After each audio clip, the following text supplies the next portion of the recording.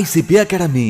CA, CMA, CS, CAT போன்ற அனைத்து விதமான ப்ரொஃபஷனல் கோர்ஸ்களும் இங்கு எளிமையான முறையில் கற்றுத்தரப்படும். எங்களிடம் 25 வருடத்துக்கு மேல் அனுபவம் உள்ள ஆசிரியர்களும் உள்ளனர். அது மட்டும் இல்லாமல் ஆடிட்டர்களாலும் பயிற்சி அளிக்கப்படுகிறது. எங்களிடம் பயின்ற மாணவர்கள் மாநில அளவில் தேர்ச்சி பெற்றுள்ளனர் என்பதும் குறிப்பிடத்தக்கது. இந்த ப்ரொஃபஷனல் கோர்சஸோட கிளாஸஸ் பாத்தீங்க அப்படின்னா full time, part time, weekend classes அப்படின்னு பல விதமா இருக்கு. இதுல உங்களுக்கு எது கம்ஃபர்ட்டோ அதை சூஸ் பண்ணிக்கலாம். நீங்கள் வெளியூரை சேர்ந்த மாணவர்கள் என்றால் கவலை வேண்டாம். எங்களிடம் ஹாஸ்டல் வசதியும் உண்டு. மேலும் ஃப்ரீ டெஸ்ட் பேட்சும் நடத்தப்படுகிறது. இந்த ஃப்ரீ டெஸ்ட் பேட்சில் கலந்து கொண்ட அனைத்து மாணவர்களும் 100% தேர்ச்சி பெற்றுள்ளனர். அணுக வேண்டிய முகவரி number 973 TELC church complex, town hall bus stand, Coimbatore 641001. Contact 9894795915. Hello friends of ICP Academy. Unit 2 கன்சிடரேஷன்கிற ஹெட்டிங்கில் பார்க்குறோம். இப்போ இந்த சாப்டரில் நம்ம எதெல்லாம் புரிஞ்சுக்கிறோம் அப்படின்னா, கன்சிடரேஷன்கிற கான்செப்டுக்கு என்ன மீனிங், அது ஒரு கான்ட்ராக்டுக்கு எந்த வகையில் இம்பார்ட்டண்ட், அதுக்கு என்ன டபுள் ஆஸ்பெக்ட் இருக்க போகுது, அப்புறம் ஒரு கன்சிடரேஷன் அப்படிங்கிறது எப்படி ஒரு தேர்ட் பார்ட்டி மூவ் பண்ண முடியும், கான்ட்ராக்டை எப்படி இது வேலிட் கொண்டு வரும், நெக்ஸ்ட்டு எப்போ ஒரு பெக்கூலியர் சர்க்கம்ஸ்டன்சஸில் இந்த கான்ட்ராக்ட் வேலிடாகும் ஈவன் கன்சிடரேஷன் இல்லாட்டா கூட அப்படிங்கிறதையும், லாஸ்ட்டாக Stranger to a contract cannot see you அப்படிங்கிற ரூலும் அதோட எக்ஸப்ஷன்ஸும் என்னங்கிறத இந்த யூனிட்லேருந்து நம்ம தெரிஞ்சுக்கலாம். ஸோ ஃபஸ்ட்டு கன்சிடரேஷன் அப்படின்னு பார்க்கும்போது அதோட meaning and definition, legal rules of valid consideration, அடுத்தது நோ கன்சிடரேஷன் நோ கான்ட்ராக்டுங்கிற rule, doctrine of privity of contract with exception. இந்த 4 ஹெட்டிங்கும் இந்த லெசனில் நம்ம டீட்டெயிலாக பார்க்குறோம். So what is consideration? கன்சிடரேஷனுங்கிறது ஒரு வேலிட் கான்ட்ராக்டுக்கு முக்கியமான எசென்ஷியல் எலிமெண்ட். அதாவது ஒரு ப்ராமிஸ் இல்லைன்னா அது கான்ட்ராக்ட் என்ஃபோர்ஸபிள் பை லா ஆகாது. ஸோ ஒருத்தருக்கு ஒரு ப்ராமிஸ் பண்ணுறாருன்னா அங்கே ஏதோ சம்திங் இன் ரிட்டர்ன் இருக்கணும். நீங்கள் இதை செய்யணும், எதர் நான் சேல் பண்ணுறேன்னா I should be receiving money for it. So something in return வரணும். இந்த double aspect to a benefit of the promisor and detriment to the promisee அப்படிங்கிறது இருந்தால் மட்டும்தான் அங்கே அது கான்ட்ராக்ட் ஆகுது. So this is called consideration. அப்போ இந்த கான்செப்ட் ஆஃப் கன்சிடரேஷன் அப்படிங்கிறதும் அதுக்கு லீகலாக அது கன்சிடரேஷன் அக்செப்டபிள் பை லாவாக இருக்கிறதுக்கும் என்ன வேணும் அப்படிங்கிறத இப்போ பார்க்குறோம். இப்போ கன்சிடரேஷன் அப்படிங்கிறது what the promisee agrees to the promisor for doing an action or accepting an action. அதுதான் கன்சிடரேஷன்னு சொல்கிறோம். ஸோ இந்த கன்சிடரேஷன் அப்படிங்கிறது மிஸ்ஸா வர்சஸ் கியூரிங்கிற கேஸில் ரொம்ப பாப்புலராக டிஸ்கஸ் பண்ணப்படுது. அதை இங்கே டிஃபைன் பண்ணுறாங்க. Valuable consideration in the sense of law சட்டத்தின்படி ஒரு கன்சிடரேஷன் அப்படின்னா அதில் சில உரிமைகள் இருக்கணும், அதை செய்கிறதுனால இவருக்கு கிடைக்கிறதுல சில லாபம் இருக்கணும், அதில் இவருக்கு ஒரு பயன் இருக்கணும், பலன் இருக்கணும், இல்லை ஒரு பக்கத்து நபருக்காக அதை செய்கிறதுனால ஏதாவது ஒரு காரியம் ஏற்பட வேண்டியதாக இருக்கும். தட் இஸ் அந்த ப்ராமிசருக்கு அவர் செய்கிறதுனாலையோ அல்லது அந்த செயல் ஒன்று செய்யாமல் போகிறதுனாலையோ அவருக்கு ஒரு சம் ரைட் இருக்கணும், இன்ட்ரெஸ்ட் இருக்கணும், இல்லை ப்ராஃபிட்டாக இருக்கணும், ஆர் பெனிஃபிட் இருக்கணும். Then only it becomes a valuable consideration அப்படின்னு சொல்கிறோம் நாம். அப்போ டெஃபினிஷன் அப்படின்னு பார்த்தோம்னா அது செக்ஷன் 2D டிஃபைன் பண்ணுது. When at the desire of the promisor the promisee or any other person has done or abstained from doing. இங்கே நிறுத்தி பார்க்கலாம்.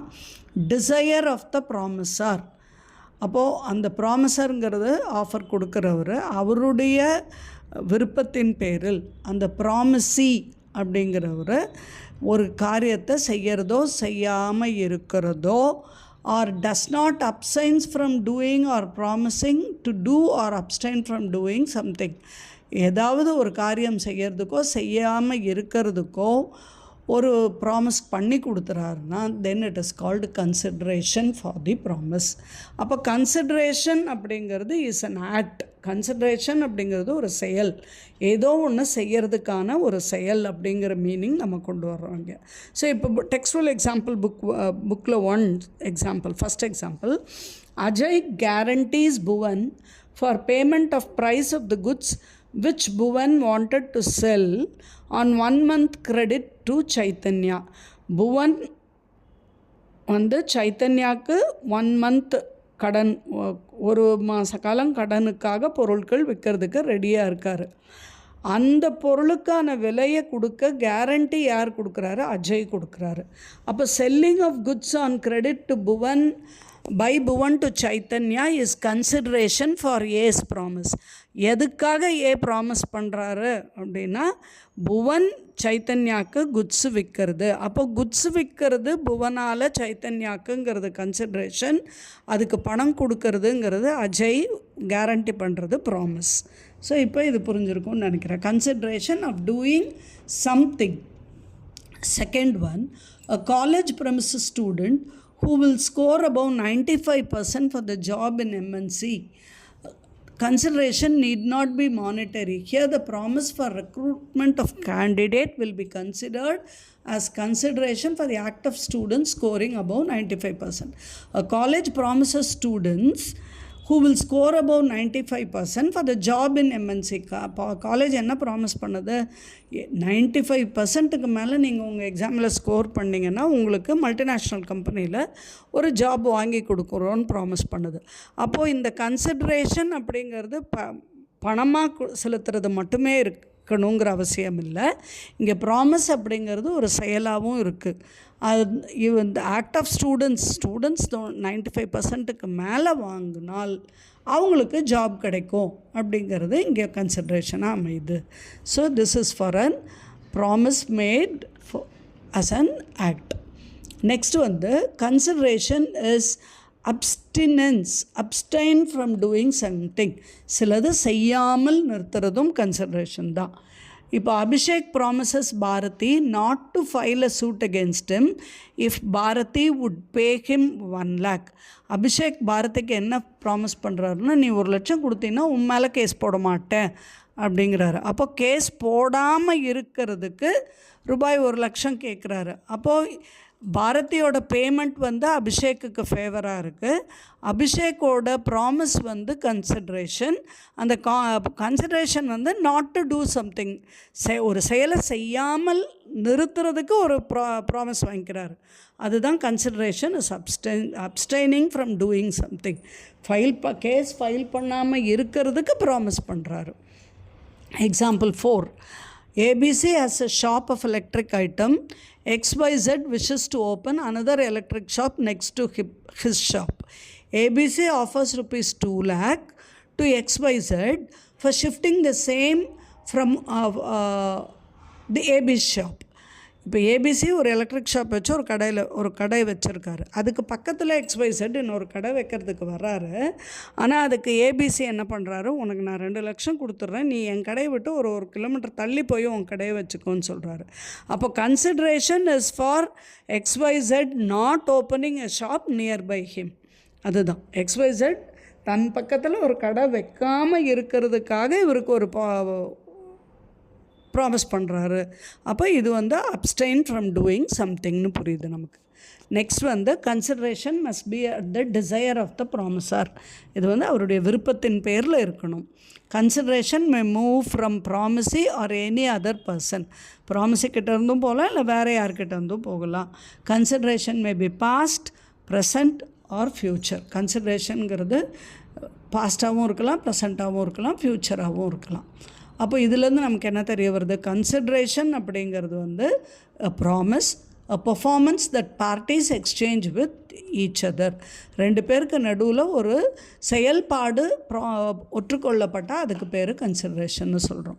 அப்போ ஃபார்ம் ஆஃப் கன்சிட்ரேஷன் அது எந்த வடிவில் இருக்கலாம் அப்படின்னா, அது எதில் வேணால் இருக்கலாம். பெனிஃபிட் அல்லது ஒரு உரிமை அல்லது ஒரு ப்ராஃபிட் அல்லது ஏதாவது செயல்பாடுகள் செய்யாமல் இருக்கிறதுனால இவருக்கு ஏற்படுற நன்மை அல்லது நஷ்டம் அல்லது ஒன்று செய்ய ஃபொர்பியரன்ஸ் ஆஃப் தி அதர் ஒருத்தரை வந்து விட்டுடுறது அப்படிங்கிறது கூட இருக்கலாம். ஸோ ஃபார்ம் ஆஃப் கன்சிடரேஷனுங்கிறது இந்த எந்த வகையில் வேணால் இருக்கலாம்.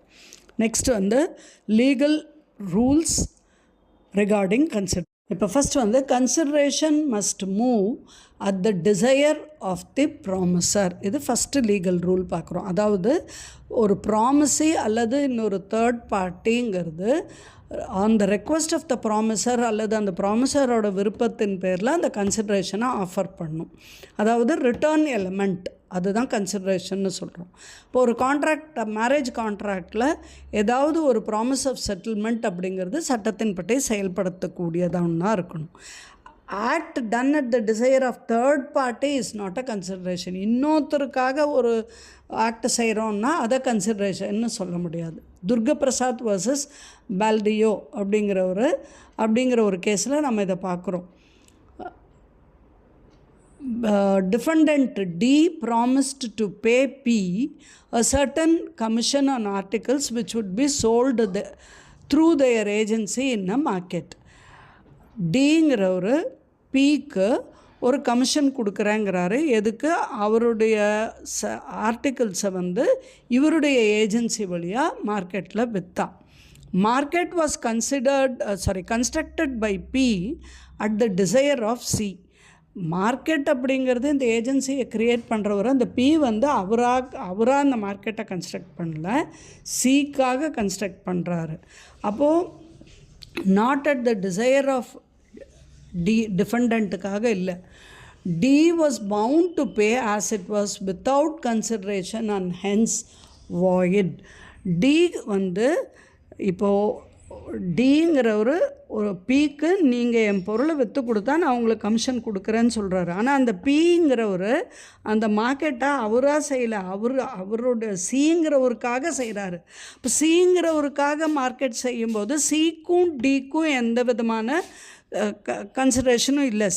D வந்து Cக்கு எதுவும் சம்மந்தப்படுத்தி கன்சிடரேஷன் கொடுக்கல, அவர் Pக்கு தான் கொடுத்தாரு. ஆகையினால D வந்து எந்த விதமான கமிஷனும் Pக்கு கொடுக்க வேண்டியது இல்லை அப்படிங்கிறது கேஸில் தீர்மானமாச்சு.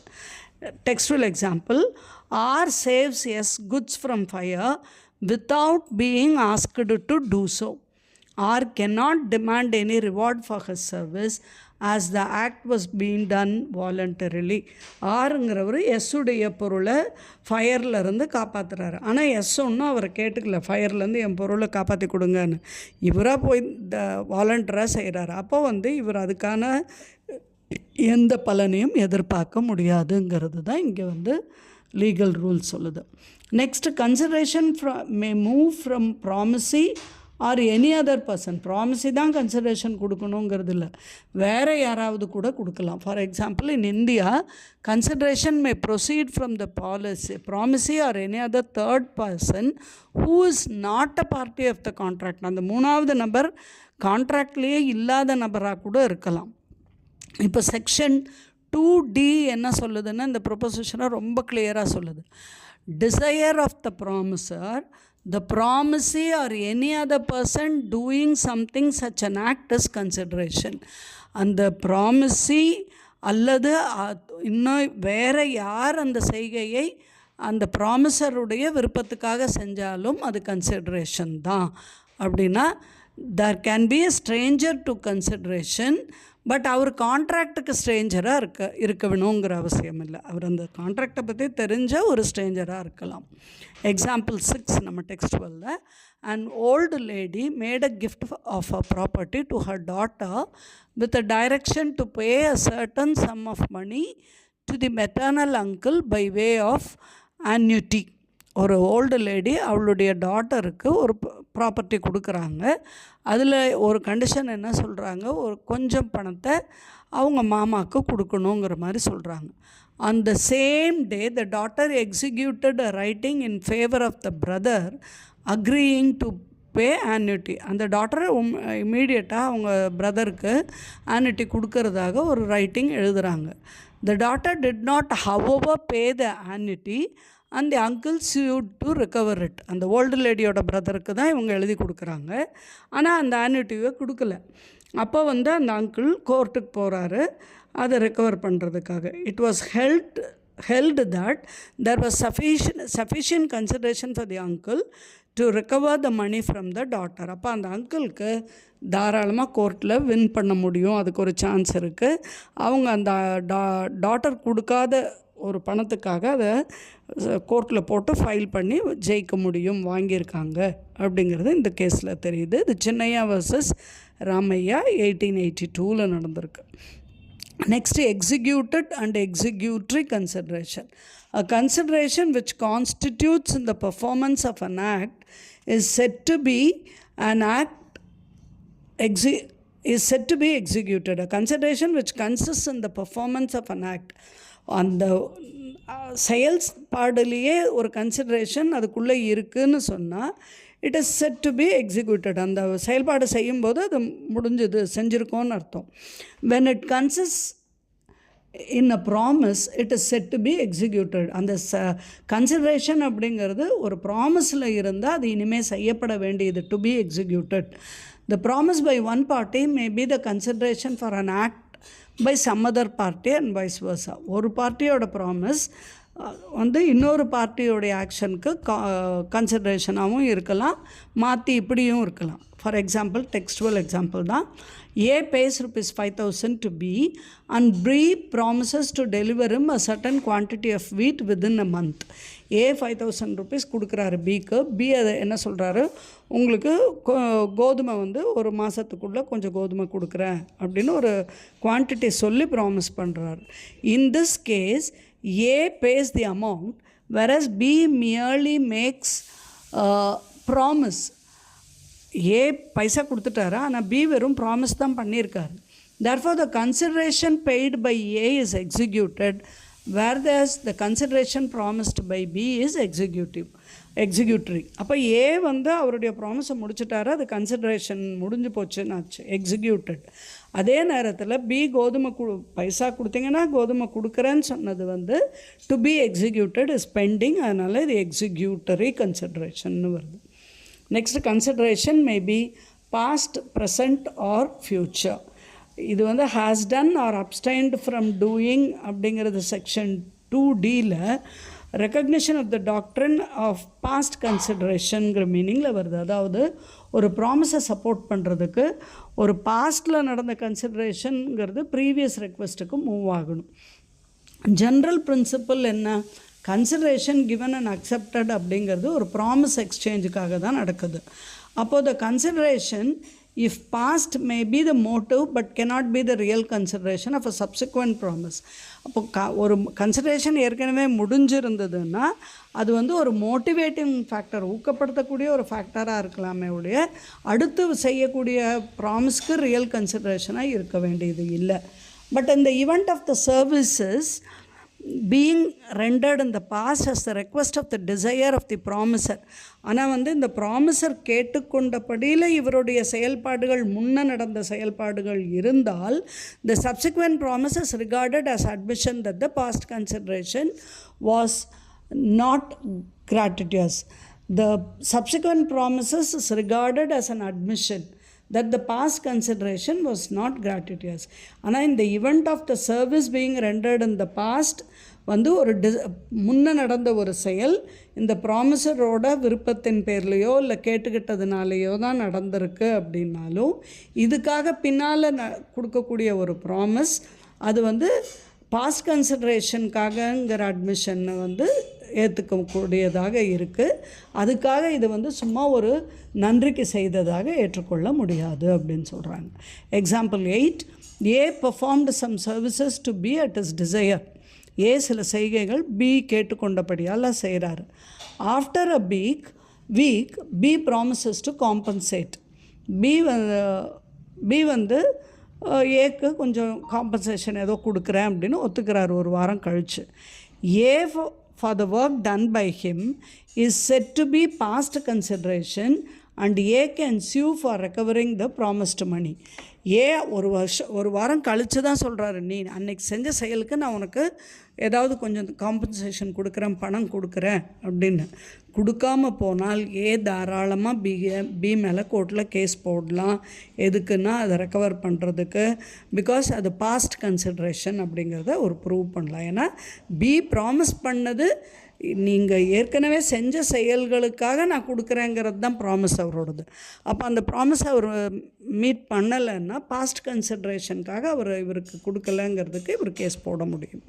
Next example 9, cash sale of goods is an example for present consideration. அப்போ ஒரு குட்ஸு விற்கிறாங்க, அந்த குட்ஸுக்கு கேஷ் வருதுன்னா அது ப்ரெசன்ட் கன்சிடரேஷன். பொருளை வாங்கினதுக்காக இவர் கேஷ் கொடுக்குறாரு, கேஷ் வாங்கினதுக்காக அவர் பொருள் கொடுக்குறாரு. இது ப்ரெசன்ட் கன்சிடரேஷன் அப்படின்னு எடுத்துக்க முடியும்.